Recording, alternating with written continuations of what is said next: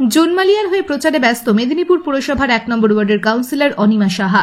রবিবার সন্ধ্যেতে নিজ ওয়ার্ডের তোড়াপাড়াতে দলীয় কার্যালয়ের সামনে স্থানীয় বাসিন্দাদের সাথে একটি বৈঠক সারলেন অনিমা সাহা। দলীয় কার্যকর্তাদের পাশাপাশি উপস্থিত ছিলেন এলাকার শতাধিক বাসিন্দা। নির্বাচনে তৃণমূলকে ভোট দিয়ে জেতানোর আর্জি জানান অনিমা সাহা।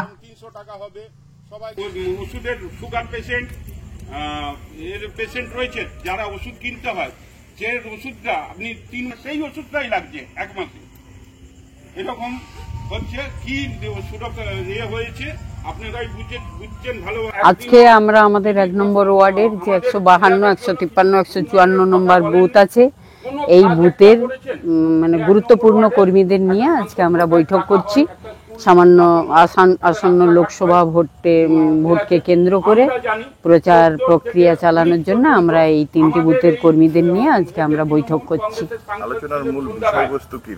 আলোচনার মূল বিষয়বস্তু আসন্ন লোকসভা নির্বাচনে আমাদের লোকসভার যে প্রার্থী জুনমালিয়া, তাকে জেতানোর জন্য দিদির মমতা ব্যানার্জির যে ৬৭টি প্রকল্প, সেই প্রকল্পগুলি আমরা জনগণের কাছে তুলে ধরব এবং বিশেষ করে যে লক্ষ্মীর ভাণ্ডার ৫০০ থেকে ১০০০, সেটাও আমরা আমাদের মহিলাদের কাছে তুলে ধরছি, যাতে করে তারা ভোট লোকসভার প্রার্থী জুনমালিয়াকেই দেন। আপনার এলাকায় যে ভোটাররা রয়েছে তাদের কোনো বিশেষ অভাব অভিযোগ?